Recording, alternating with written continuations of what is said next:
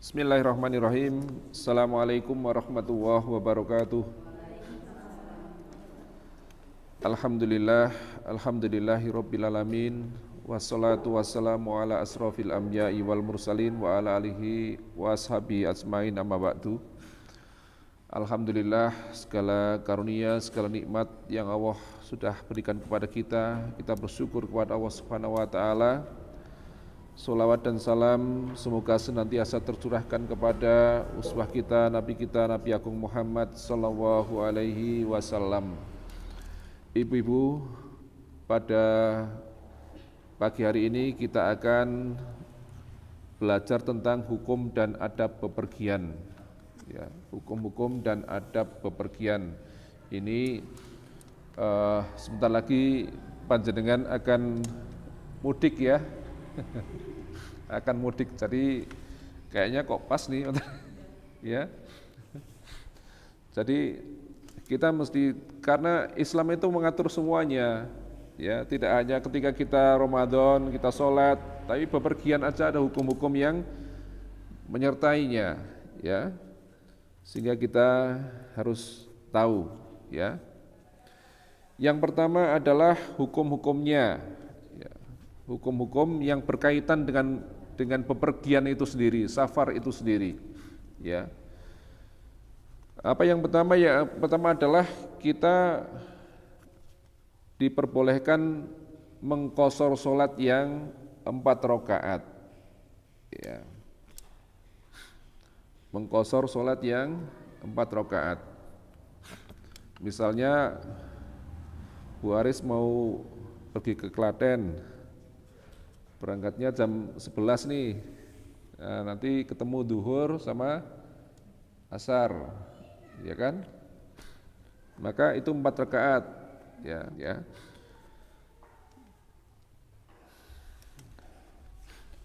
Ini yang disebut dengan keringanan ya, rukhsah, ya.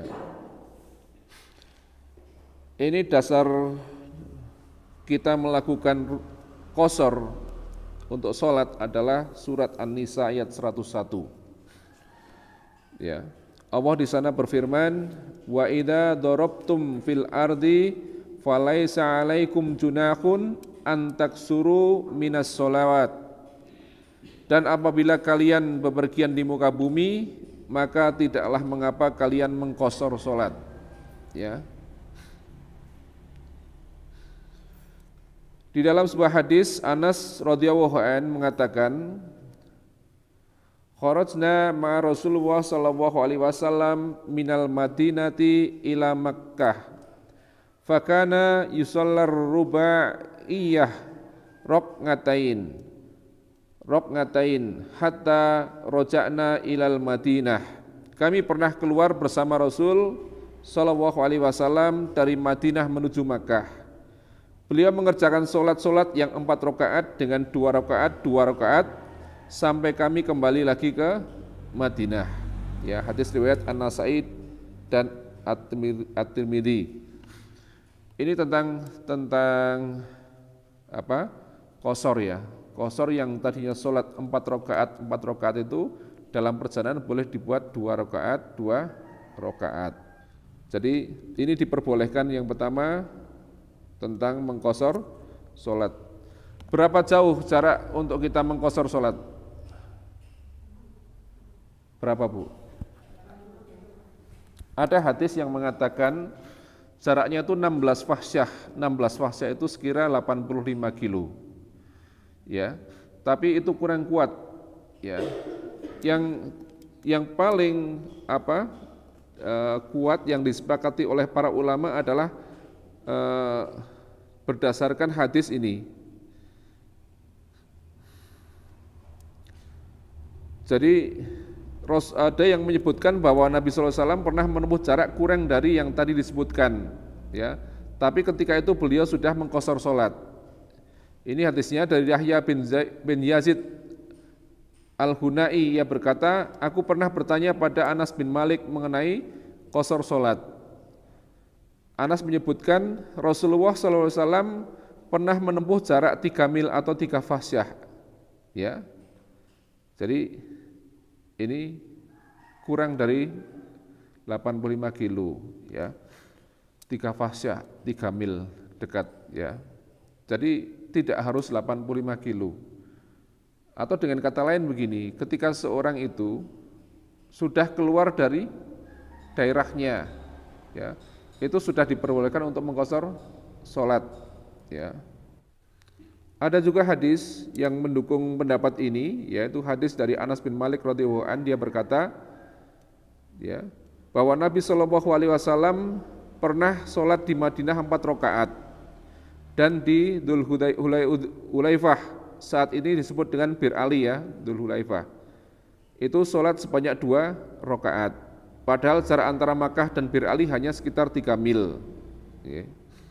Jadi itu sudah diperbolehkan ya. Jadi tidak harus seperti yang kita kira harus jaraknya 85 kilo ya. Kemudian yang kedua tentang wudhu ini. Jadi tentang wudhu ketika kita dalam perjalanan jauh ya, ini boleh mengusap khuf ya, atau apa ya, khuf itu sepatu ya. Ini digunakan untuk membasuh kaki ketika berwudu ya, selama 3 hari 3 malam. Tapi perjalanannya kan ini dekat-dekat ya. Biasanya nyopot sepatu ya. Jadi di dalam hadis ya, Ali radhiyallahu anhu pernah berkata, Nabi SAW membatasi untuk kami 3 hari 3 malam bagi yang bepergian dan 1 hari 1 malam bagi yang bermukim, yakni dalam mengusap khuf ya, khuf ya. Khuf itu sepatu. Yang diusap yang mananya Bu? Atasnya atau bawah? Ya. Nah ini tentang khuf ini ya. Meskipun kita ini jarang melakukannya, tetapi harus kita ingat dengan sebuah hadis dari Ali bin Abi Thalib. Ya. Seandainya agama itu dengan logika semata, maka tentu bagian bawah khuf itu lebih pantas untuk diusap daripada bagian atasnya. Namun sungguh aku sendiri telah melihat Rasulullah mengusap bagian atas khufnya. Ya. Jadi kalau wudhu biasa itu kita sampai telapak kaki juga dicuci kan, tetapi untuk khuf itu hanya bagian atasnya, nggih. Lalu kotor kan bawahnya, ya. Itu kalau kita lihat hadis ini, makanya kalau Islam itu apa? Atau agama itu dengan logika, maka ya seperti itu. Maka kan nggak boleh kita sholat subuh ngomong esih apa? Roso gitu, tambahi 3 rakaat ya, atau 2 rakaat setengah gitu. Ya. Tetapi karena agama itu bukan dengan logika, tapi dengan dalil, ya, dengan dalil, ya. Jadi gimana caranya? Ya, caranya adalah ketika kita sudah dalam keadaan suci, sudah dari berwudu, kemudian menggunakan khuf. Nah itu kita bisa hanya mengusap khuf itu sampai berapa? 3 hari 3 malam, ya. Ketika dalam posisi bepergian, ya. Jadi karena dulu kan sholatnya juga pakai sepatu. Sekarang banyak sekali masjid kan di mana-mana. Sholat mlebu masjid pakai sepatu nanti malah seneni takmiri kan, ya. Ya. Dan 1 hari 1 malam bagi yang mukim. Ya. Meskipun di sini misalnya karena tadi sudah wudu, sudah pakai sepatu, ya. Ini bedanya dulu sekarang kan, sekarang karpetnya diinjak-injak kan nggak mungkin, ya. Kemudian yang ketiga, yang berkaitan dengan bepergian, hukumnya adalah boleh bertayamum jika tidak ada air atau sulit untuk mendapatkannya. Ya. Tayamum.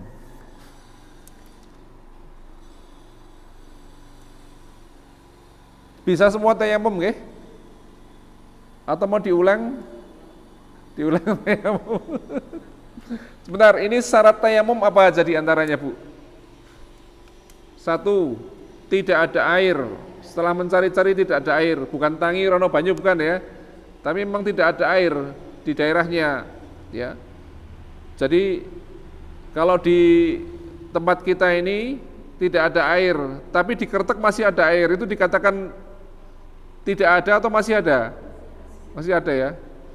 Di sini tidak ada air, di Kertek tidak ada air, di Wonosobo tidak ada air, tapi kita masih punya air di galon, beberapa galon. Masih bisa dipakai untuk wudhu enggak? Masih ya, belum darurat ya. Jadi itu masih dalam keadaan darurat. Kemudian jika kita sakit, kemudian karena sakitnya itu jika terkena air maka bertambah sakit, ya maka itu boleh tayamum.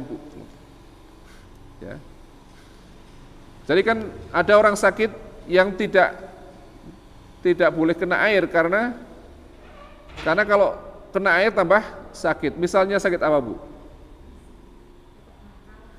Kebakar ya. Saya pernah ngalami gigil itu, walau kena air luar biasa, Bu. Karena corona belum. Ya, itu kan apa? Meskipun air hangat kita tetap menggigil, Bu. Ya. Oh, yang sudah pernah corona ya. Ya. Atau ada di sumber air itu sesuatu yang membahayakan, ya. Ini kita tidak bisa tidak berwudu, diganti dengan tayamum, ya. Coba kita ulangi tayamum bagaimana? Dimulai dengan apa? Bismillah, itu jangan lupa. Bismillah, kemudian kita ke debu ini ya. Kemudian berapa kali nih nanti? Sekali ya. Kemudian kita tiup atau kita gini ya. Kemudian kita usapkan di wajah ya. Berapa kali? Satu kali, kemudian ya. Ini berapa kali? Sekali ya. Jadi nepuknya juga sekali. Oke. Tangan dulu boleh, muka dulu boleh. Sampai sini aja cukup. Ya. Pergelangan tangan. Ya. Ya itulah kalau agama itu dibangun dengan logika sekali lagi itu. Ya kurang resik ya gitu kan. Ya. Kurang resik. Jadi ikuti dalil ini ya. Jadi misalnya kita bepergian, tidak ada air, tidak ada itu syarat-syarat untuk tayamum itu terpenuhi. Kita wudhu atau tayamum di waktu maghrib, kemudian kita belum batal sampai isya, itu masih bisa digunakan, tidak perlu tayamum lagi. Termasuk ibu-ibu, misalnya kita dalam keadaan junub tidak ada air, ya kan? Junub tidak ada air. Boleh nggak kita tayamum? Padahal junub ini, jangan bilang nggak mantep lagi. Ini agama. Jadi boleh kita dalam keadaan junub itu diganti dengan tayamum. Jika syarat-syarat tayamum itu sudah terpenuhi. Tidak ada air kok, ya. Nyuwun sewu. Beda nggih junub dengan keramas nggih? Gimana cara jenengan junub? Selama ini mandi junub ya.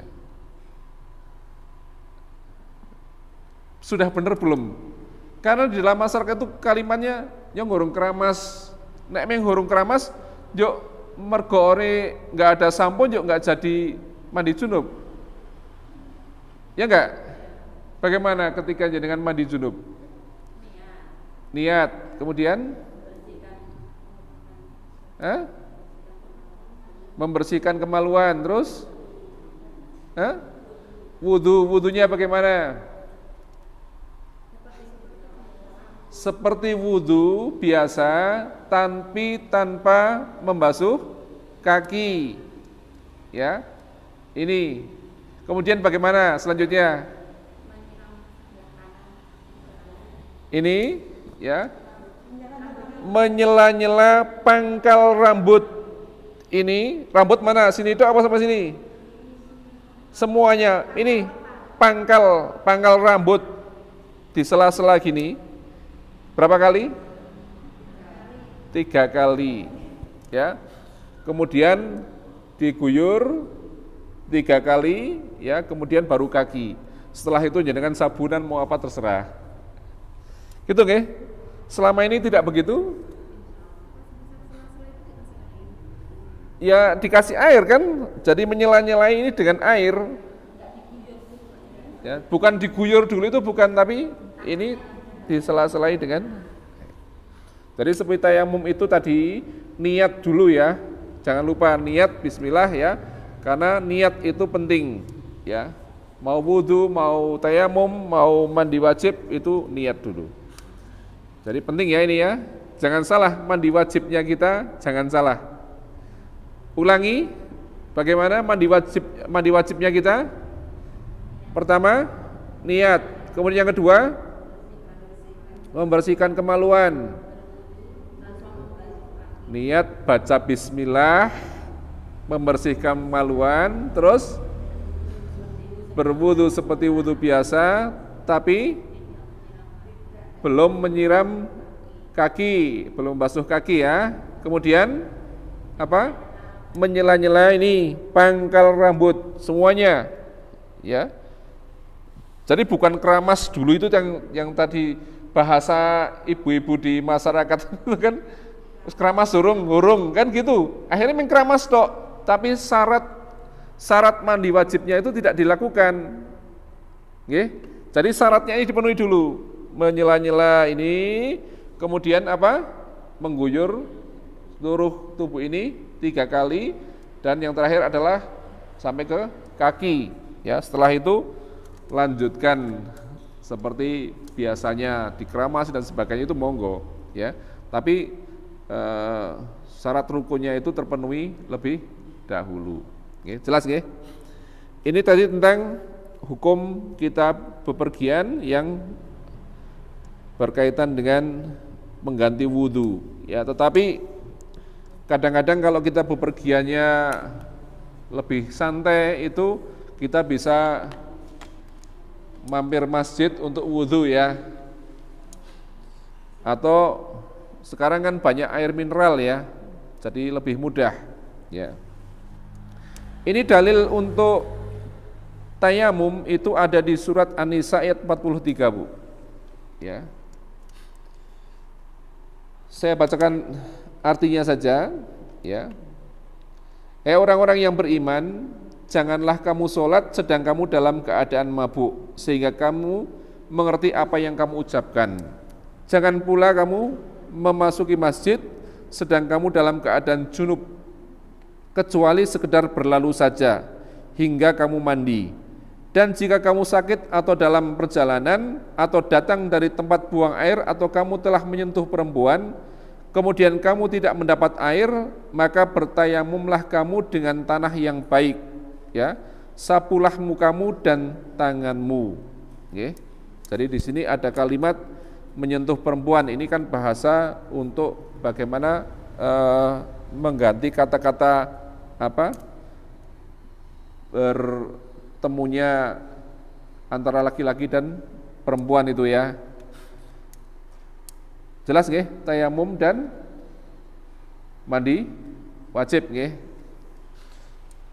Jadi mandi wajib atau tayamum itu akan gugur ketika diantaranya sudah menemukan air, ya. Jadi kalau sudah ketemu air, maka tayamum yang tadi misalnya dari maghrib ke isya tadi ya, atau duhur ke asar, ya. Ini kan waktunya masih ya. Tapi kalau dari subuh tayamum kok duhur nyongurung batal wit subuh kan nggak mungkin ya. Ya, jadi kalau misalnya isya belum batal boleh dengan tayamum maghrib. Tapi kalau mau isya kok sudah ketemu air, maka kita harus berwudu ya. Tadi yang maghrib sudah tidak perlu diganti lagi, ya, tapi wudhu untuk sholat isya-nya. Kemudian di antara hukum yang keempat tentang bersafar adalah adanya keringanan untuk tidak berpuasa. Ya. Allah Subhanahu wa taala berfirman di dalam surat Al-Baqarah ayat 184,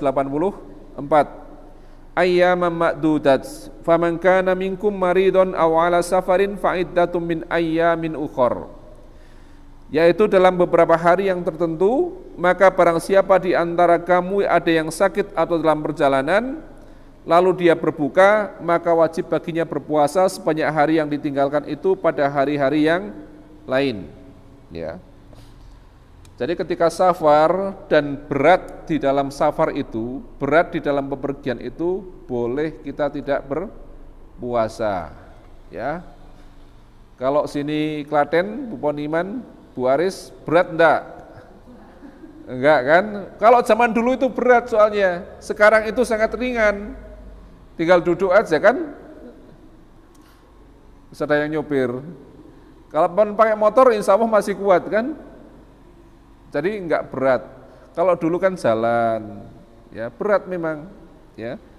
Atau mungkin memang ada seorang yang enggak pernah bepergian kan? Ketika bepergian dia naik mobil muntah-muntah kan ada juga, ya kan? Jangan mengatakan hari gini masih muntah-muntah, ya jangan gitu. Orang kan fisiknya berbeda-beda kan? Jadi setiap orang berbeda-beda sehingga kita, ya, tidak bisa menyamakan setiap orang. Kalau memang dirasa berat, ya, atau dalam keadaan sakit itu, maka boleh tidak berpuasa, ya kan? Bepergian dalam keadaan meriang misalnya kan, ya karena itu jangan kemudian dipaksa karena ini rukhsah. Memang berat kalau nyarutang itu berat gitu. Coba jenengan utang 1 aja berat banget Bu, apalagi jenengan hutang 7 minimalnya kan. Hutang 7 karena menstruasi, ya. Ini berat sekali, ya. Kemudian yang kelima, boleh mengerjakan sholat sunnah di atas kendaraan dengan menghadap ke arah mana saja kendaraan itu berjalan, ya. Ini berdasarkan perkataan Ibnu Umar radhiyallahu anhu, Rasulullah SAW pernah mengerjakan sholat sunnahnya dengan menghadap ke arah mana saja untanya berjalan, ya. Ini maksudnya mengerjakan sholat sunnah yang di sini, ya.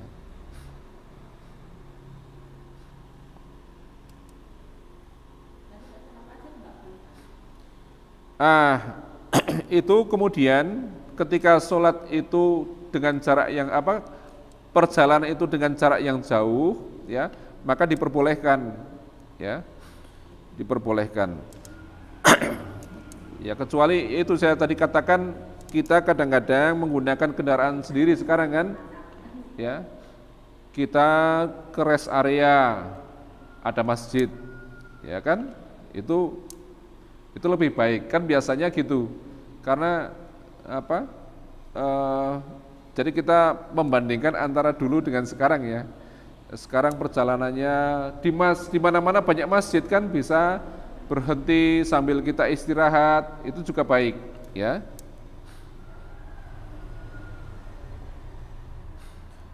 Kemudian kalau tadi ada qashar, kita juga boleh menjamak, ya. Menjamak itu menggabungkan 2 sholat, ya. Antara misalnya zuhur dengan asar atau maghrib dengan isya, ya. Kalau tadi qashar itu memendekkan sholat, ya. Qashar itu memendekkan sholat, tadi yang 4 jadi 2, ya. Zuhur 4 rakaat dilaksanakan 2 rakaat, ya. Kemudian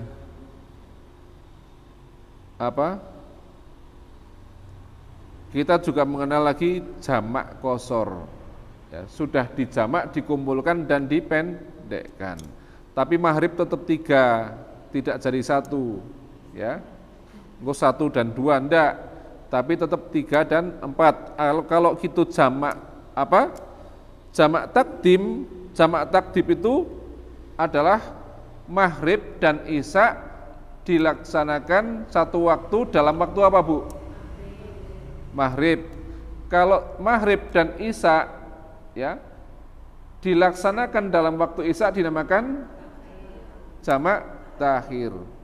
Jamak takhir itu maghrib dulu apa isya dulu? Mau jamak takdim mau jamak takhir yang dilakukan itu adalah maghrib dulu, karena bukan berarti kemudian isya dulu baru maghrib ya. Ya. Itu nggih. Jadi ada qashar yang tadi memendekkan, ada jamak ya. Ada jamak qashar ya.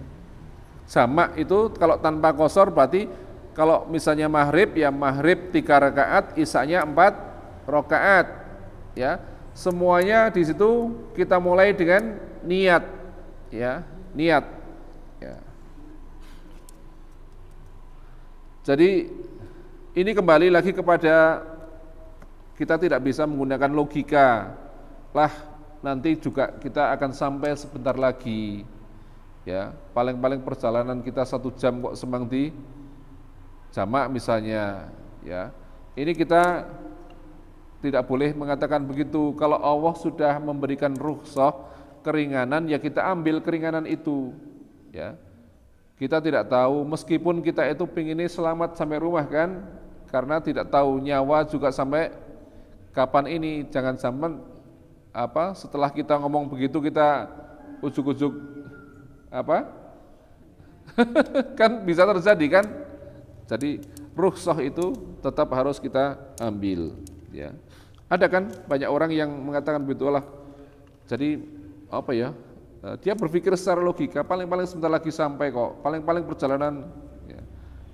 Tidak boleh begitu ya. Apalagi ibu-ibu kan, ibu-ibu yang kemudian ada masa datang bulan misalnya, duhur sudah sholat misalnya, tapi asar nantilah, padahal ada di situ rukhsah untuk menjamak sholat ya, belum sampai asar sudah datang bulan. Ini kan satu kerugian ya. Itu tentang hukum-hukumnya ibu-ibu ya. Kemudian sekarang tentang adabnya, adab di dalam kita safar ya. Ada ketika kita sebelum safar ya, kita kalaulah ada kita memiliki barang-barang titipan, maka hendaknya barang titipan itu dikembalikan dulu kepada pemiliknya ya. Misalkan gini, misalkan kita mau pergi jauh, arep umroh lah gitu kan, atau apalah, kemana kita yang jauh beberapa hari ya. Kita ini jenengan ibu-ibu ada yang jadi bendahara PKK, bendahara pengajian ya, padahal duitnya ratusan juta ya. Itu dititipkan dulu sama pengurus yang lain ya, pengurus yang lain, baik berupa uang maupun barang ya. Jangan sampai kalau terjadi sesuatu hal kita masih nyimpen uangnya, rekeningnya di tempat kita, tanda tangani kita yang harus ambil, pengurus yang lain tidak tahu di bank mana nyimpennya, repot lagi kan. Jadi harus diserahkan dulu, kudu beres dulu itu urusan-urusan itu ya. Jangan sampai nanti dibutuhkan kita dalam keadaan bepergian, ora ono sinyal, ora iso dihubungi, ngapura gitu, tambah repot lagi ya. Baik barang maupun uang ketika bepergian ya, ini diserahkan dahulu, dibiasakan ini ya. Syukur-syukur bukan hanya itu Bu, ya syukur-syukur amanahnya di yang arep lunga adoh, ya. Kerja misalnya 3 bulan baru pulang atau 2 tahun jadi TKW, ya kan? Saya jadi pengurus, ya kan? Itu nggak boleh, kudu diserahkan dulu, ya. Kemudian yang kedua, menyiapkan perbekalannya dari rezeki yang halal dan meninggalkan nafkah untuk orang yang wajib atasnya dinafkahi, ya, istrinya, mungkin orang tuanya, anaknya, mana-mana yang menjadi kewajiban dinafkahi ini harus disiapkan dulu, ya, ditinggali untuk berapa hari, ya, berapa hari pergi, oh ini cukup untuk dipakai biaya hidup selama dia pergi, ya.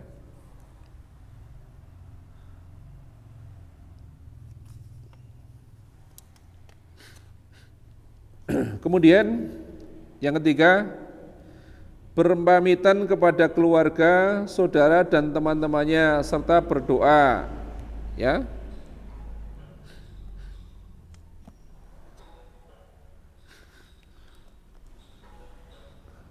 Doanya bagaimana? Doa pamitan. Ketika Putri Budi itu akan haji itu kemarin pamitannya gimana? Ini adab ya Bu ya, adab sebenarnya ketika kita, ini ada hadisnya ketika Umar bin Khattab itu mau umroh, ya, itu beliau pamitan sama Rasulullah. Jadi beliau datang kepada Rasulullah. Mestinya kalau kita mau berpergian, misalnya kita mau umroh ya, mau haji itu, kita pamitan, bukan mereka yang rawuh. Ya, tapi sekarang kan ya, terbalik ya. Ya, jadi open house malah. Open house. Ya. Jadi pamitan ini kepada orang-orang yang apa? Yang terpandang, misalnya orang-orang yang di situ misalnya tokoh-tokoh masyarakat, dari pamitan, ya. Karena kita butuh nasihatnya di sana, ya. Jadi ketika pamitan ini, ya, berdoa, astaudillaha dinakum wa amanatakum, ya, wa khawatima a'malikum. Selamat tinggal, aku menitipkan kepada Allah agamamu, amanatmu dan akhir amalan-amalanmu, ya. Nanti dibuka nih, ya. Ini ngapal kira rampung nanti, ya. Nah, yang ditinggalkan itu juga berdoa. Dia mendoakan, ini kan saling mendoakan, ya. Tapi sih boleh dengan bahasa kita ya, doa itu boleh, ya. Biasanya kalau mau umroh mau haji ini yang lazim nih, zawadaqallahu taqwa wa ghafara dzambaka, ya kan? Biasanya wa yasarallakal khairu haitsu makunta, itu juga boleh. Apa? Semoga Allah membekalimu dengan takwa, zawadaqallahu taqwa wa ghafara dzambaka, semoga Allah mengampunimu, wa yasarallakal khairu haitsu makunta, dan semoga Allah memudahkanmu untuk selalu berbuat kebaikan dimanapun engkau berada, ya. Jadi jangan bingung, ya. Jangan wae sing ndongake, jangan saya ndongake. Tilik orang mau umroh atau haji itu kan. Nggih. Dihafalke Bu itu, banyak kan kita ada orang mau haji atau umroh itu. Ya, kalau ibu-ibu kan biasa tilik. Dihafalkan coba Bu, zawadaqallahu taqwa, zawadaqallahu taqwa wa ghafara dzambaka wa yassarallakal khaira haitsu makunta. Zawadaqallahu taqwa itu semoga Allah zawadaqallahu taqwa, zawadaqallahu taqwa wa ghafara dzambaka wa yassara lakal khaira haitsu ma kunta. Semoga Allah memberikanmu bekal takwa, ya. Wa ghafar. Kita ingat zawatakawah itu semoga Allah memberikan bekal takwa. Wa ghafaro. Semoga Allah mengampuni dosamu, dambaka itu ya. Terus wa yassara lakal khaira. Wa yassaro lakal khaira. Apa? Dimudahkan, yasaro, ya kan? Khaira kita ingat itu kalimat-kalimat kuncinya itu kan. Wa yassara lakal khaira haitsu ma kunta. Semoga Allah memberimu kemudahan untuk berbuat baik dimanapun engkau berada. Ini doa. Jangan sampai sing didongake orang ngerti, sing dongake orang ngerti, ya kan? Loh ini kan begitu. Jadi yang mendoakan itu supaya apa? Supaya nanti misalnya di tanah suci itu bisa berbuat baik di mana saja berada, ya kan? Dan kan memang ia ketemu di sana itu, kalau di sana itu selalu berbuat baik gitu loh, dimudahkan untuk berbuat baik. Pun hafal Bu? Dicatat makanya. Zawadakawahut taqwa. Ya, mendoakan orang mau bepergian. Jadi tidak harus orang itu mau haji atau umrah ya. Gimana Bu? Sekarang dicatat monggo. Zawadakawahut taqwa. Kawahut taqwa. Wa ghafara dzambaka.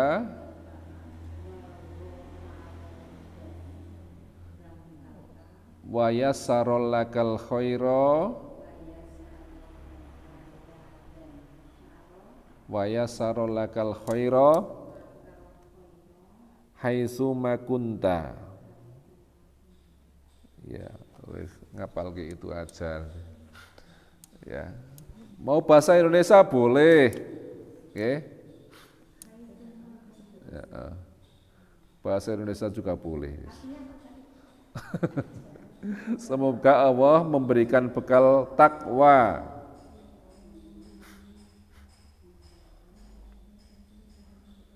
Semoga Allah memberikan ampunan kepadamu. Kemudian semoga Allah memudahkanmu untuk berbuat kebaikan dimanapun engkau berada.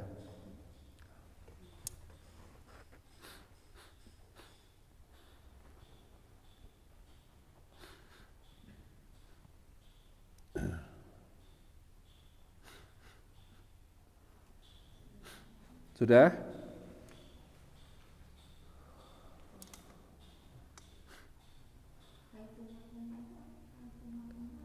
Dimanapun engkau berada.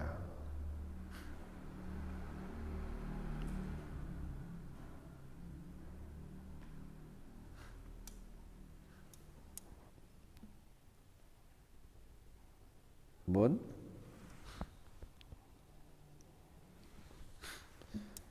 Kemudian yang keempat, adab yang keempat adalah bepergian bersama 3 atau 4 orang teman, ya.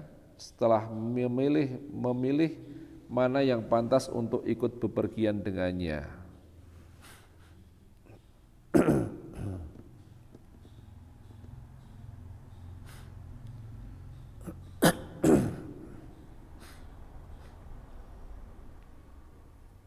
Jadi ada hadis, ya,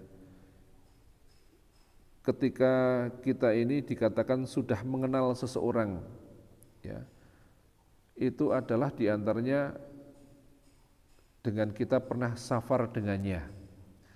Karena safar itu mengungkap karakter seseorang, ya. Ketika seseorang bepergian bersama itu, karakternya itu akan terbuka, ya. Karakternya itu akan kelihatan, ya.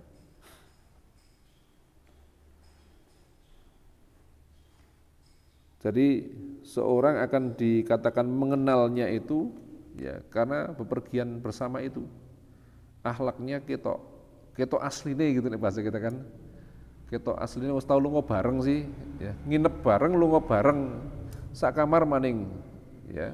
Itu akan mengungkap karakter aslinya, ya.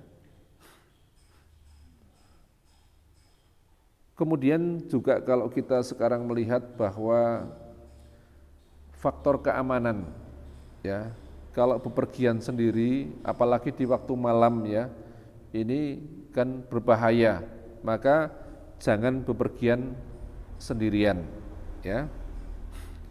Kata Rasulullah, seandainya orang-orang mengetahui bahaya dalam kesendirian seperti yang aku tahu, maka tidak ada orang yang berkendaraan bepergian sendiri di malam hari, ya.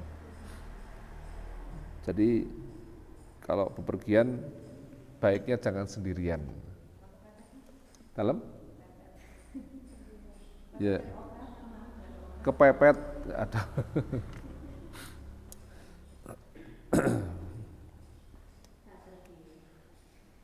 Jadi ini disebut dengan ya rombongan atau kafilah gitu ya. Kemudian yang kelima, orang-orang yang ikut bepergian dari kafilah atau rombongan itu mengambil salah seorang dari mereka untuk menjadi pemimpin, ya, dalam perjalanan, ya. Jadi dia yang manut aku pokoknya gitu. Ya, itu harus ada pemimpinnya.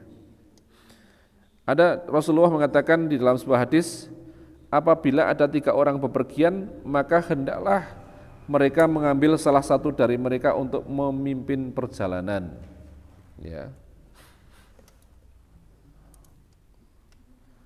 Ya sekarang kebanyakan pergi sendiri sih ya. Tapi biasakan pergi itu rombongan. Nek ono apa-apa ki ono sing tidak rembugan gitu kan, ono tidak rembugan. Terus ada pemimpin rombongannya yang akan memutuskan yaitu nanti harus bagaimana gitu, ya. Kemudian yang keenam, melakukan sholat istikharah sebelum bepergian, ya.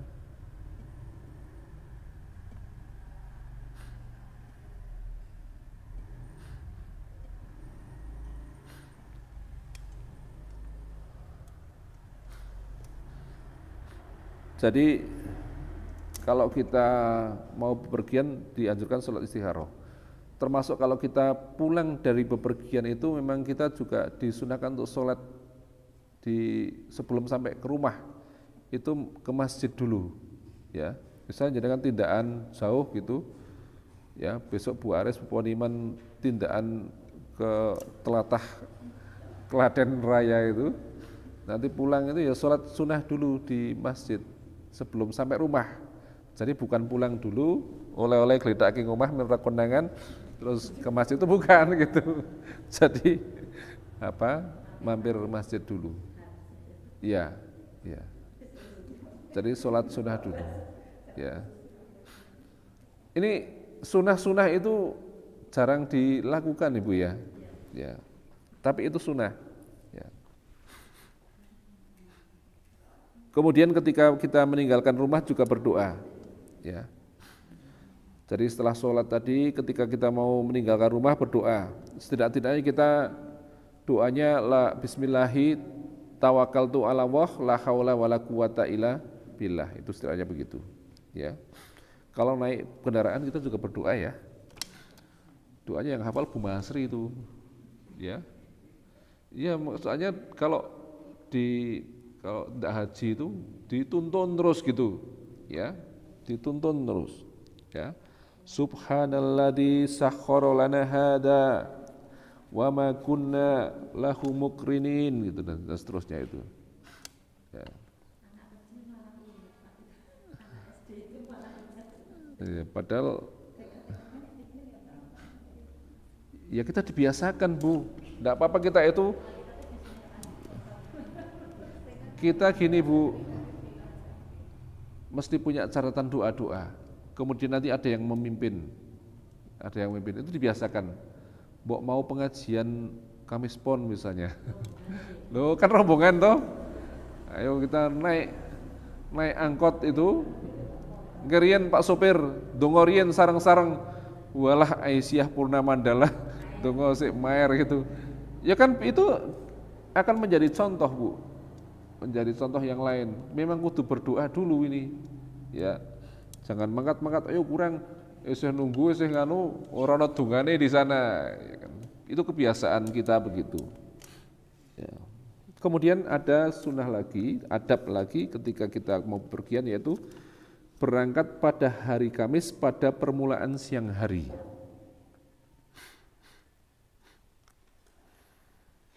Jadi ini apa? Yang sangat disukai Rasulullah bepergian itu pada hari Kamis. Pas ini besok ini, ya. Idul Fitrinya 1 Syawal hari Jumat, nanti mudiknya hari Kamis ini.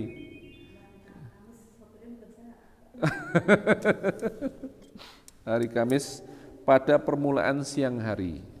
Ya. Rasul bersabda, Allahumma barik li ummati fi bukuriha. Ya Allah berikan berkah bagi umatku pada pagi harinya. Jadi bukan malam hari, ya, tapi mulai pagi hari. Ya, wah ngantuk nek puasa, ya kan?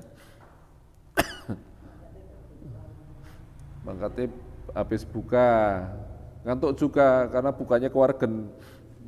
Ya. Sore jalannya penuh. Ya Allah, sekarang ini gimana ya? Mau cari waktu kapan, Bu? Duhur itu sekarang kalau kita ke Wonosobo habis duhur itu sudah macet, Bu. Sekarang ini loh, padahal lebaran kurang berapa ini, Bu? Sudah macet. Kemarin saya mau ke Wonobungkah itu sudah macet. 2 kali saya ke Wonosobo, yang kedua saya lewat Pagude itu. Ya, itu jalan tol, nggak ada macet. Ya. Kemudian ada adab ketika kita dalam perjalanan itu, kalau perjalanan naik kita membaca, ini sok diperhatikan ini, ya. Ini kata Rasulullah di dalam riwayat Abu Hurairah, ada seorang laki-laki berkata, wahai Rasulullah, sesungguhnya aku ingin bepergian, maka wasiatkanlah kepadaku. Ini kalau sahabat-sahabat itu mau bepergian, ya termasuk tadi yang saya katakan Umar bin Khattab mau umroh itu beliau sowan Rasulullah, ya. Ini seorang yang datang kepada Rasulullah mengatakan sesungguhnya aku ingin bepergian, maka wasiatlah kepadaku. Ya, saya dinasihati, saya diberi wasiat ya Rasulullah. Maka beliau bersabda, hendaknya kamu bertakwa kepada Allah dan bertakbir setiap kali berada di tempat yang tinggi atau jalan yang menanjak maksudnya. Ya.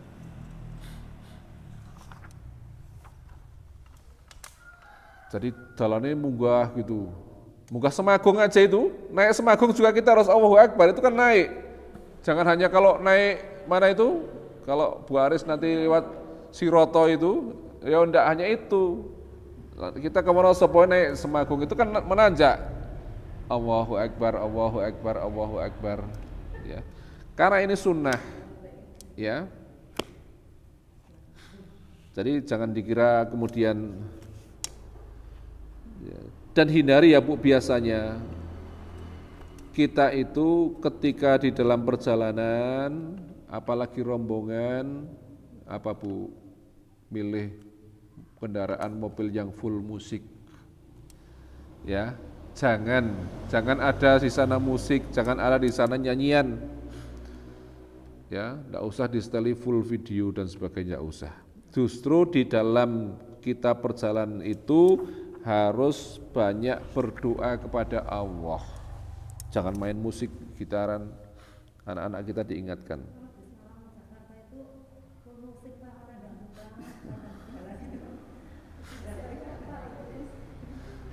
Pelajarannya bagaimana? Jadi kan ketika pergi bawa handset, nyetel murotal, gitu. Itu kalau yang kita biasa pergian Bandung, Jakarta, ya bukan hanya itu kan, apa, kendaraan-kendaraan sekarang banyak yang begitu, kendaraan-kendaraan wisata. Ya, ada TV-nya full musik. Nah, ya. Jadi itu kan banyak kan yang harus kita siapkan ya. Mukenanya dengan kudu siapkan. Jangan menyiapkan makanan-makanan lupa mukenanya. Ya kan? Itu nanti harus diingat-ingat ketika mau mudik itu. Loh, kalau pakai kendaraan umum betul Bu, itu kita harus siapkan headset. Ya kan? Headset ya. Kemudian nanti kalau memang di setel itu sudah kita punya musik, musik, punya murotal sendiri ya. Pokoknya banyak yang perlu kita persiapkan ketika kita mau perjalanan ya. Jadi harus banyak berdoa kepada Allah dalam perjalanan dan mohon kebaikan dunia dan akhirat ya. Karena apa? Doa orang yang dalam perjalanan itu banyak terkabul Bu. Ya. Ini kata Rasulullah ada 3 doa yang terkabul ya, tidak ada keraguan lagi.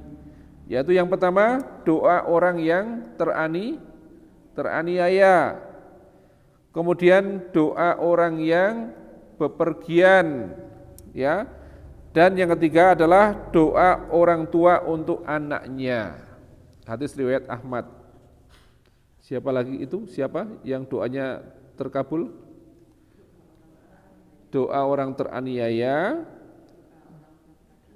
doa orang yang bepergian, dan doa orang tua untuk anaknya. Ya, orang pergian itu doanya makbul, makanya banyak berdoa. Wah, nek sudah kumpul sama ibu-ibu yang lain itu kan bukan berdoa lagi kan? Wah, ngerumpi, terus pokoknya nggak boleh, kudu banyak berdoa, Masya Allah. Ternyata kan. Nah, besok nek Kamis Pon mau pergi bareng itu ya, banyak berdoa. Jangan lupa berdoa di dalam kendaraan berdoa, ya. Bu, saya ingatkan ya, ini juga penting Bu. Doa yang terkabul itu doa orang tua untuk anaknya. Dan ya kita harus menahan lisan kita, jangan sampai, karena ini ucapan itu adalah doa, jangan sampai kita mengucapkan sesuatu kepada anak kita pas waktunya adalah waktu mustajab kita berdoa. Kapan waktu mustajab berdoa? Terus hujan lebat, apalagi? Ya, adzan kuat. Ya itu jangan kita ya bocah muka-muka ya. Ini ya, itu doa-doa, ucapan-ucapan kita pada anak harus kita jaga ya. Nah, kemudian andai kata kita singgah di suatu tempat, misalnya ngaso leren, ya kan? Atau pakai motor hujan, mandek dhisik, leren, singgah di suatu tempat atau ngiyup di rumah, sing rumah itu apa? Serem. Dilelah jalannya panjang gitu, anane kuburan ngarepe ono apa? Ada tempat untuk ngiyup. Ya. Ya kita kan ngiyup kan, singgah mampir di tempat yang kita mungkin belum kenal, ya. Kita belum tahu tempat itu, begitu maksudnya, ya. Maka kita berdoa juga, ya. U'idzu bi kalimatillahi tammati min syarri ma khalaq. Ya, apa Bu? U'idzu bi kalimatillahi tammati min syarri ma khalaq. Ya. Misalnya kita takut di situ, ya. Sehingga tidak ada kita tahu, ya. Jadi kita berlindung dengan kalimat Allah dari kejahatan makhluknya, ya. Ini sudah hafal juga, Bu. Itu bi kalimatillahi tammati min syarri ma khalaq, ya. Selalu berdoa kepada Allah, ya.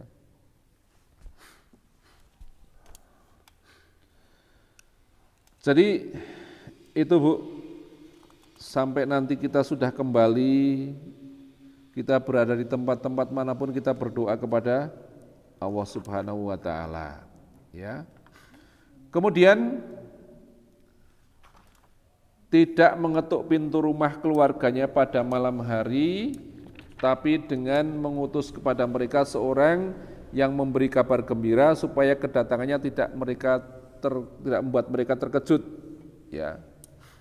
Jadi kalau kita misalnya pulang malam hari, ya kan, piknik, kan sekarang banyak itu piknik, urung ngasih tutup, ya, jam 11 bengi belum pulang, ya kan, terus, ya kan, sampai rumah jam 1, itu harusnya tidak boleh kita mengetuk pintu.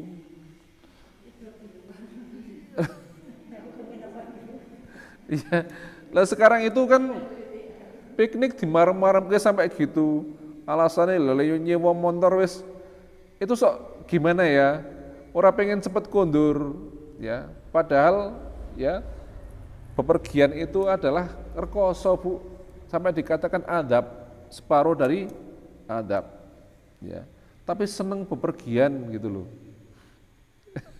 Kita, Bu, ya. Dulu Rasulullah pada istrinya begitu, ketika pulang malam hari beliau tidak mengetuk pintu, ya. Sekarang didodok-dodok, ditelepon-telepon, digedor-gedor gitu kan. Yuk sing nang dalem kaget, sing nang dalem apa misalnya sedang enak tidur, ya, ini menjadi terganggu. Padahal itu adab, itu jarang kita lakukan, ya. Itu sering kita langgar, ya. Pulang jam berapapun pokoknya dodok lawangi, kaget kan, ya. Ini adab, tidak boleh. Nanti kasih tahu bapak-bapak ini, ya, putra-putranya jenengan, ya, kudur juga jangan kewengen, ya. Jadi sing nang dalem yuk kon jaga lawang, durane wis ana HP, ya kan? Jadi satpam. Gitu. Kemudian seorang perempuan tidak bepergian selama 1 hari 1 malam kecuali disertai mahramnya, ya. Yang saya Bu, mahram bukan muhrim, ya. Beda nggih? Muhrim adalah apa, Bu? Muhrim? Muhrim dan mahram itu beda. Itu muhrim nyong, jangan begitu. Ya. Muhrim adalah orang-orang yang sedang berikhram, ya. Tempatnya mana kalau orang ihram? Di tanah suci menggunakan pakaian ihram. Tapi kalau mahram itu adalah apa, Bu? Mahram.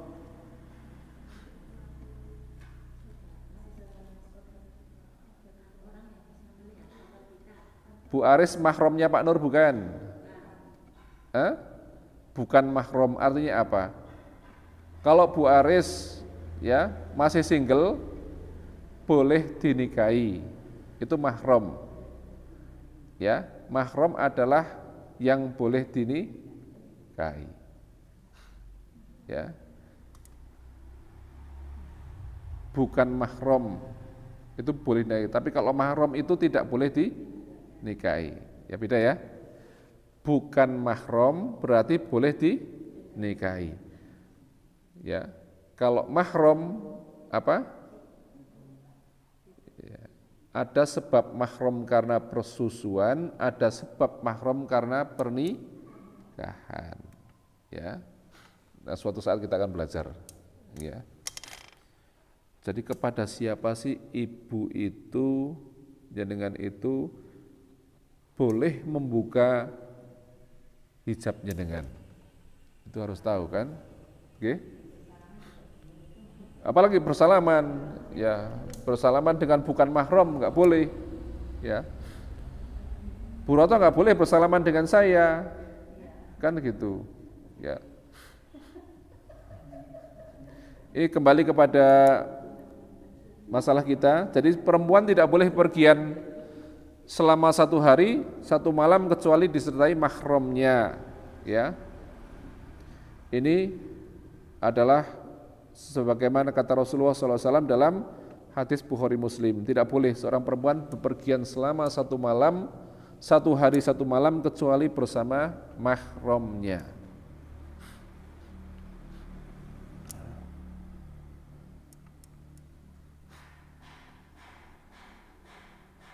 Gitu ya Bu ya. Tadi saya kembalikan ya. Memang kadang-kadang kita salah mengucapkan muhrim, mahram, kholwat, ihtilat. Kholwat itu apa Bu? Kholwat. Apa Bu Wahyu? Berduaan antara laki-laki dan perempuan yang bukan mahramnya itu namanya kholwat. Ya, di tempat sepi. Ya, karena yang ketiganya setan. Ya, ini kalau di tempat sepi tidak ada yang melihat. Kalau misalnya ada yang melihat sih di tempat terbuka, ini bukan kholwat. Kholwat, ya, berduaannya seorang laki-laki dan perempuan yang bukan mahram. Tadi apa bukan mahram Bu Aris? Yang boleh dinikahi itu karena itu, ya, di tempat yang sepi. Kalau ihtilat, apa ihtilat? Ihtilat itu campur aduknya laki-laki dan perempuan yang bukan mahramnya dalam satu tempat, campur aduk. Ini di dalam sekolah-sekolah itu, di dalam pekerjaan kita, kadang-kadang terjadi banyak itu, ihtilat. Gimana Bu? Nah kita harus mestinya nyun sewu ya, mestinya ini besok ini kalau jangan ada yang mantu itu harus dipisah ini antara laki-laki dan perempuan, ya, laki-laki dan perempuan. Sama ketika kita sekolah juga itu mestinya anak-anak didik itu dipisah laki-laki dan perempuan. Ya setidak-tidaknya laki-laki sebelah sini kalau misalnya belum memungkinkan ya, perempuan sebelah sini ya, atau laki-lakinya depan, perempuannya belakang. Jadi jangan sudah SMP masih di jejer laki-laki perempuan, itu kan banyak terjadi begitu. Yuk kayak Bu Wahyu di sekolah harus hati-hati itu ya, laki-laki dan perempuan harus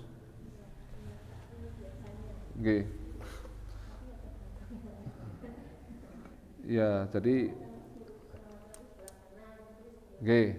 harus di gitu.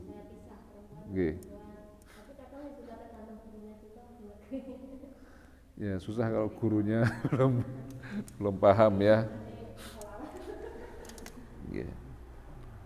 Karena itu akan menjadi pendidikan yang harus kita